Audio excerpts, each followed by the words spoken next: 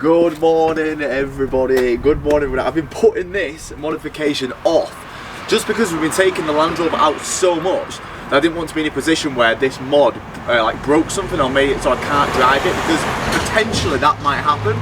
But we've not got any off-roading things lined up for a couple of weeks now, so it's a perfect time to get this mod out and start doing it. So we've actually got in front of us, now the Land Rover's already lifted, it's already lifted 2 inches, it's got a 2-inch lift kit on it, but we want it higher, mainly because it looks cool. Secondly, it actually raises the body up and it raises the tow bar, and it's just decreases your likelihood of getting stuck. So here we've got some 2-inch lift blocks. So these actually go between the bottom of the spring and I can't think what it's called. What's it called? I can't. You know what I'm trying to say. I forget. Every time I'm on camera, people always say you don't know what the difference in a nut and a bolt. I do. It's just when you're on camera, there's so much pressure on you. You just forget what to speak English. In hindsight, this isn't that difficult. There's only a couple bolts in each one, but you know, dealing with cars like this when they're this big and potentially rusty might be a bit of an issue. So what we need to do is, I don't even know, the thing is, I don't know why I'm talking, let's just get on with it. I'm going to start with the backs first. Now, when you're dealing with a new car, the worst thing is figuring out where to jack it up from and where to put the jack stands. Like, that is literally the most annoying thing. Now, I know that we need to get this quite high because we need to drop the rear arm quite low to fit the blocks in and then jack it back up again. So I need to find a good place to jack up the car from, and this being as heavy as it is, this is quite scary. So give me a few minutes. Okay, I'm going to go off the diff, which isn't central, so it's like lifting it right up higher, but I'm going to go as high as I can. Well, not as high, so you'll never get it off the fucking jack stands,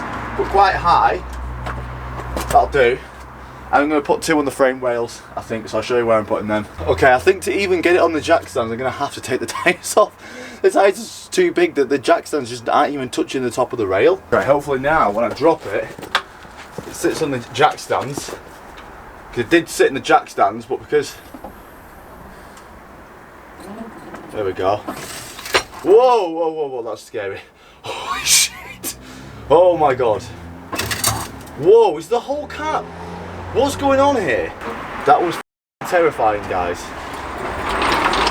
Look how much spring... How the hell is that going to work?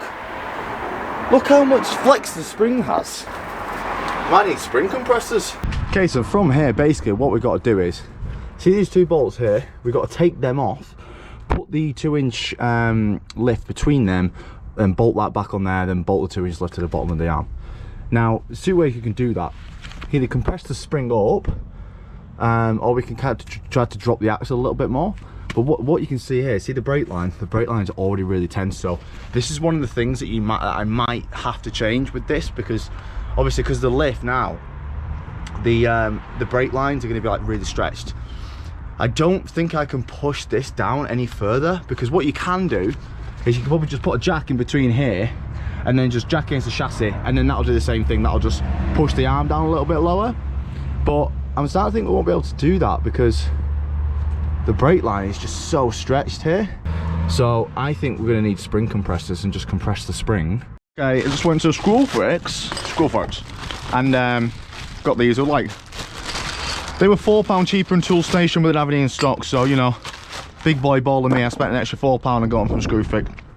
So we're going to smack these on here and just see if we can just compress this spring all the way up. Put that on the bottom so you can actually get the on it, and then hopefully we can slide in the I actually don't even know which one's what. I don't know which one's the front, which one's the bottom, but it's fine. Let's just see if we can get this off first. So it was a pretty flexible spring. Let's just put another one on the other side. Oh, fucking hate when that happens. I kind of need that 21mm wheel. Can I have it back, please? Excuse me, Mr. Land Rover. Can I please have my 21mm back? Nope, fine, he's keeping that one. Right, next. Okay, so we've got the spring out. So what we've got to do now is we've got to unbolt this. So it looks like 2 14mm maybe. 14 a Land Rover, what am I talking about? 13 maybe? I mean, that was a 17 that I picked up, so I'm not entirely sure what day I'm on. Probably a 13 a Land Rover, there we go. Right, we've got to crack these off. I've heard bad things about these, but should be alright. Oh great, so my ratchet's broke. I'm not sure what happened there. Hey man, coming out alright, but just take care, you know. Okay, so I don't actually know which ones are for the fronts and which ones for the backs, but they're circular and that's fully circular. If you come and look underneath the front ones, on the right hand side there's a straight bit, so I'm guessing that those ones are the fronts. So we're going to unbolt that, and then we're going to get one of these ones. I'm not entirely sure which way they sit, but basically that will go on that, and then the new seat will go on top of that.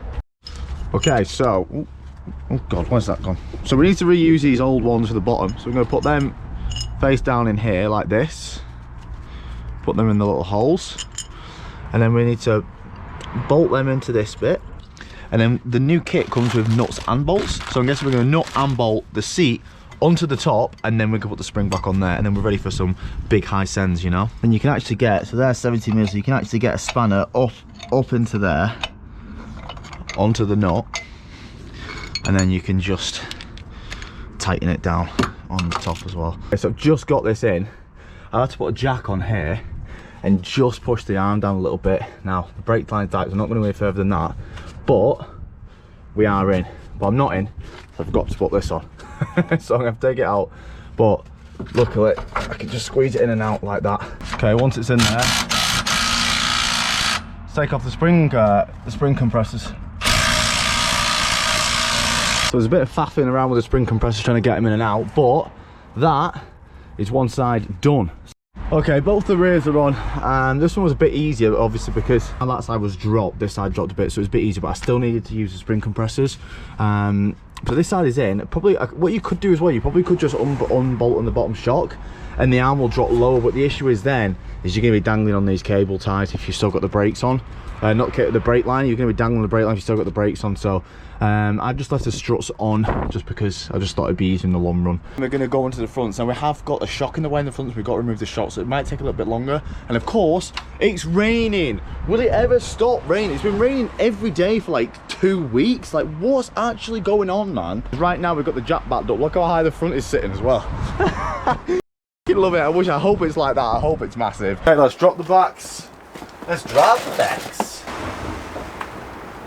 Whoa, I can't see, but tell me what it's like, boys. Tell me what it's like.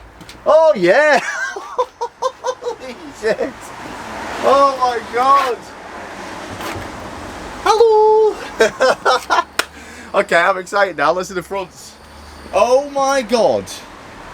That is absolutely massive. Who would have thought 2 inches made such a big difference, eh guys? So the weather is absolutely horrendous. Of course, I'm working on a car. It just loves doing that. The fronts are relatively similar to the rears, but this time we've actually got a shock going through. So we need so we actually need to either unbolt the shock from here, and then that's probably one of the other things holding the axle up. So if we unbolt the shock, drop the jack, then the whole axle should drop all the way down. Spring will obviously wiggle about, but the shock will stay where it is, and then we could probably just push them underneath and fit them under. So let's see if we can get these 2 bolts off here. Okay, so I've gone through the spring. It is a 17. I'm just going to unbolt these 2. Okay, we might have our first potential issue here. On this side, obviously the other side there was just 2 17mm bolts. On this one, there's a nut and a bolt there, which the bottom one's spinning, which is annoying. I will get it out, but I just need to grip it with something. And then there's a 13 one here. So I'm not sure what the hell, which one's different and which one's meant to be right. I have a feeling this one's wrong. I hope that with the hardware we've got, we can still make it work. But let's just get them off and just see why they're different. I'm not entirely sure why. Alright, so I've managed to fish out that one from the left side, but the issue is this one on the right, it just doesn't feel good, guys. It feels a bit rounded, and because it's right in the middle of the fucking spring, I can't really get anything in there to hammer anything on. It's literally right in the middle of the spring, so I've got a socket on there. I'm going to try and give this a hit like this with a hammer just to push it down. I mean, I've got a tool. If it does round, I'm not a big deal, so I've got a tool which can get it off, but again, you need to hammer that on. So hopefully I can just get it quite tight in there by doing that and holding it up. So let's see. Okay, I've got it. It's spinning. Right, with them shocks off. Oh shit, yeah, there you go. We're just miles off. The spring compressors are pretty much on their full thing, but what you've got to worry about as well is that you can't the shock just massively gets in the way as well. So what I'm thinking of doing is, I'm thinking of unbolting the shock from the top, pulling the spring out, pulling the shock out, and then kind of like reassessing. Because right now it's just, it's not gonna happen. If I wanted to get this lower, I'm thinking, how can I get this lower? And it's pretty solid. Look at the prop shaft here. I think it's actually slid out a little bit, just because obviously how low the diff is right now. Just be easier to unbolt the prop from there, and then we can just fully, what it looks like, just fully just drop the arm. Okay, I've disconnected the prop. There's just 4 bolts. I've got a lot more movement. It basically went boom, it dropped like a couple of inches. So now we've got a lot more movement. So, okay, it didn't help that the seat was basically fucking welded to the spring. So there's the seat. So a bit of a hammer getting that out. And then now, we might be able to leave the shock and spring in there. So that's gonna sit up like this. Obviously we've got the spring compressors on, so, and then we might just be able to squeeze it in there. Ideally I want the spring out, but I can't. I don't know how to get the spring out because I can't get the shock out of the way. Oh, hang on. The jack's still there. Please, please, please say it drops loads more. Yes, yes. Come on. I guess if we're gonna hold that up, and then, there we go. I've had to use a series of apparatus to get this side on because obviously what's happened is in the past like the captive thread or the captive nut on the other side has obviously gone at some point, so that's why that bolt's there. So to put that bolt in here, I've had to use a series of apparatus, but I'm getting to it. It's working. But now, bolt the spring seat on. Can we get? Yeah. Okay, we can get that in there. Okay, so let's just get them both out of the way. Let's bolt the spring seat down. Fucking hell. Okay, so the front is pretty long-winded, but at least you guys now have a video of how to do this, because the videos online so far were, no offense to the people who filmed, but not good quality.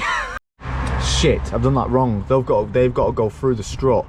Shit, I've done that wrong. Oh well, we've got to take them off and then we've got to figure a way. Oh my god, that's going to be annoying.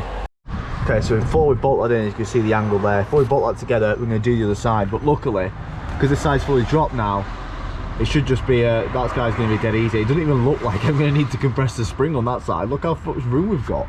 Now we've got another issue. Because someone has put 17mm bolts on this side, I'm not going to be able to get a spanner in there to tighten it. Okay, I'm not stopping. We don't need different bolts. I found a way. We're going to use needle nose pliers just to get the bolt most of the way down, and then I figured out a spanner will just fit in there. So we're using needle nose spanners just to make things a bit quicker. A 17mm spanner right at the bottom just to nip them up. Okay, with all the effort in the world, I got them tight. It might be best to just get like a thin entry 17 spanner or something and just nip them up. I know they are tight, but I would just like to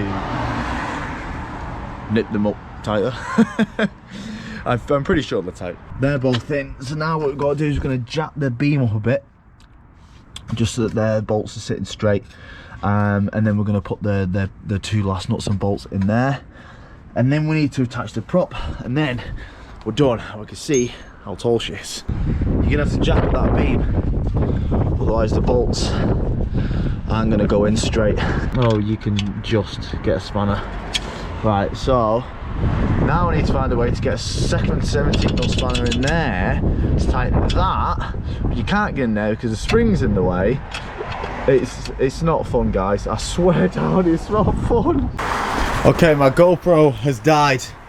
The springs are on, they're all bolted up. It was a bit of a pain, I won't lie, trying to get everything to line up, but they're on.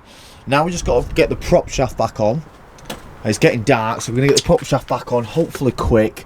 Prop shaft is there, 4 bolts. And then what we'll do is we'll get the wheels back on, and hopefully it's still letting us show you how tall it is. Right, let's jack it down and see. This jack soda is really hard to go smoothly. Oh yeah! What a beast! Oh my god! That's made such a difference. Wow, love it. Oh my god, look at the difference against the BMW. Oh yeah. All the clearance, boys. And the good thing is, the brake lines are fine, front and back as well. I had a play, like they're fine, like there's loads of room on them brake lines. Literally, it is absolutely massive now. Oh my god. Right, I'm absolutely freezing, I'm piss wet through, and I'm absolutely starving, so I need to tidy up. I'm going to end the video here, guys. Oh, this is so sick. Honestly, oh wow, I can't wait to take it for a drive. I'm going to take it for a quick drive for a Patreon video, so I love you all, and we'll see you in the next one. We'll see what shenanigans we get up to with this beast. But yes, what a mod, what a mod.